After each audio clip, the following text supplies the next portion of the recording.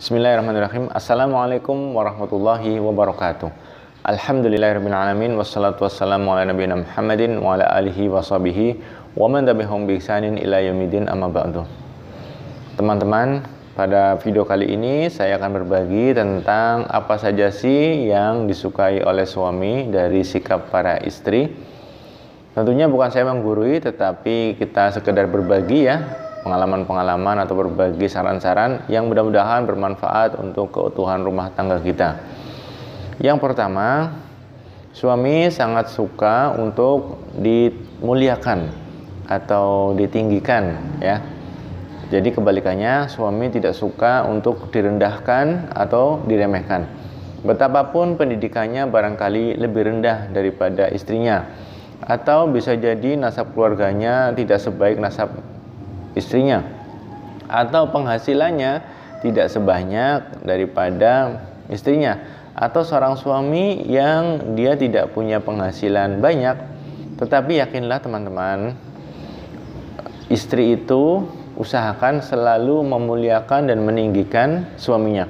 Dan sikap ini juga tidak hanya menyenangkan istri, juga bisa jadi adalah menguntungkan atau menyelamatkan daripada istri itu sendiri. Karena sebagaimana yang Rasulullah SAW lihat di dalam peristiwa Isra Mi'raj, Rasulullah melihat penghuni neraka itu kebanyakan adalah para wanita. Rasulullah tidak menyebutkan dosa-dosa besar yang umum ya. Beliau menyebutkan adalah tidak bersyukurnya istri pada suaminya. Juga tentang hadis di mana betapa Rasulullah seandainya bisa atau seandainya boleh memerintahkan manusia sujud pada manusia lainnya, saya akan memerintahkan para istri untuk sujud dengan suaminya. Jadi memang betul seorang suami itu walaupun dia kelihatan lemah, walaupun dia kelihatan kalem, tetapi yakinlah bahwasanya mereka itu suka dimuliakan dan tidak suka direndahkan.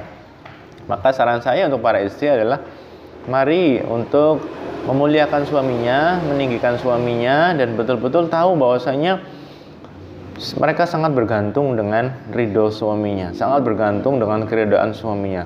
Jadi usahakan selalu berusaha mendapatkan ridho suaminya. Lalu yang kedua tadi sempat disinggung dalam peristiwa Isra Mi'raj, yaitu bahwasanya suami sangat suka kalau istrinya itu berterima kasih atau bersyukur, menghargai.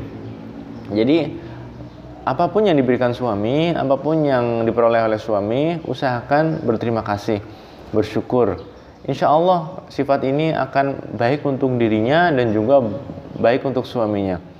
Dan memang ada hadis kan, barang siapa yang bersyukur pada manusia, dia bersyukur pada Allah. Dan barang siapa yang tidak bersyukur pada manusia, dia tidak bersyukur kepada Allah Subhanahu wa taala. Syukuri keberadaan suaminya, syukuri kelebihan dan kekurangan suaminya, syukuri penghasilan suaminya, karena pada dasarnya itu semua yang mengatur rezekinya adalah Allah Subhanahu wa taala. Jadi yang kedua, seorang suami sangat suka kalau istrinya itu bersyukur kepada suaminya. Lalu yang ketiga, sebagaimana kelemahan laki-laki adalah pada syahwat wanitanya, maka seorang suami akan sangat suka apabila di rumahnya telah terpenuhi daripada biologisnya. Ini insya Allah sangat baik untuk keagamaan suaminya, keutuhan rumah tangganya. Karena godaan suami di luar sana luar biasa. Dan memang Nabi sudah mewartakan bahwasanya godaan terberat bagi umatnya, tentunya kaum laki-laki, adalah masalah wanita. Bayangkan jika seorang suami barangkali ya dipuja-puji di luar sana, bertemu dengan wanita-wanita cantik, kemudian di rumahnya dia dihinakan, diremehkan, direndahkan, kemudian tidak terpenuhi hajat biologisnya. Tentu ini cobaan berat bagi suami. Andai suami itu imannya kuat, tentu dia tidak akan melakukan perserongan atau perzinaan. Tetapi kalau suaminya imannya tidak kuat, kita tidak bisa menjamin hal itu. Maka baik sekali para istri itu untuk selalu menjaga, dalam arti menjaga supaya suaminya itu betul-betul terpenuhi daripada hajat biologisnya, supaya ini juga untuk keutuhan rumah tangga, keutuhan agama, dan supaya para suami dan semuanya terhindar daripada dosa besar. Lalu yang keempat, suami akan sangat suka apabila istri itu juga menarik untuk dipandang.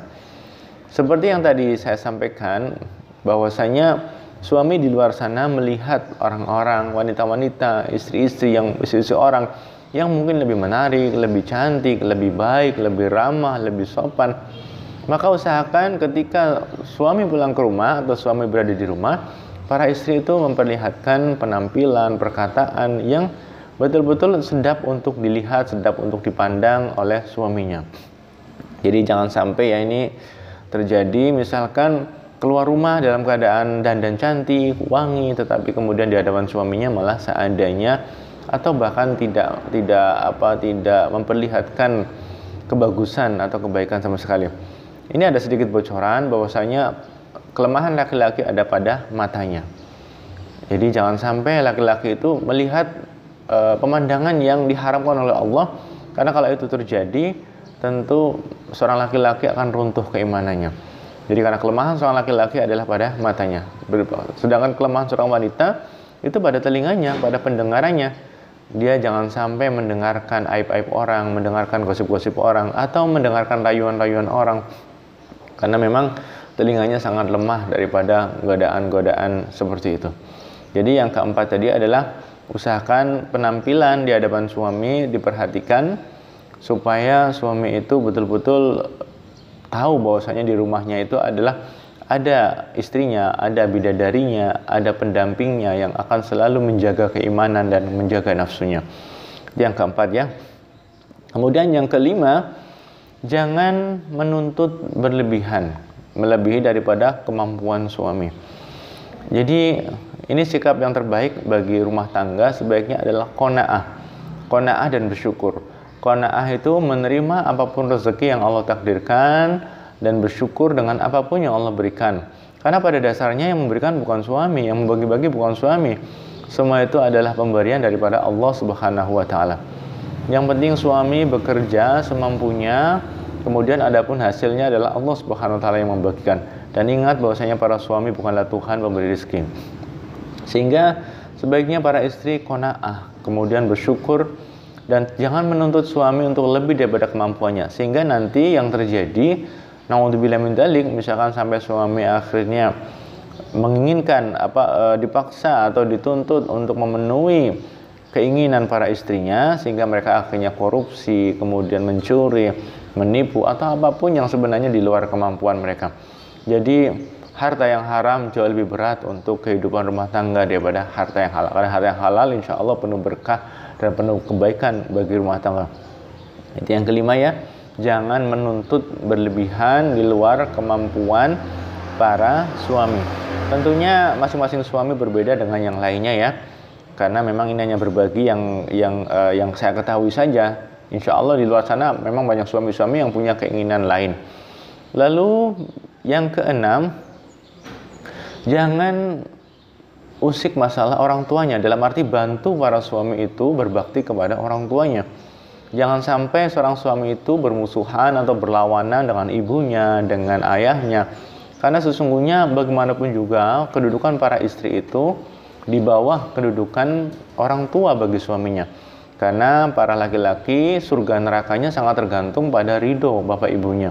Jadi jangan sampai para suami itu masuk neraka, durhaka sama orang tuanya karena dituntut untuk menyenangkan istrinya.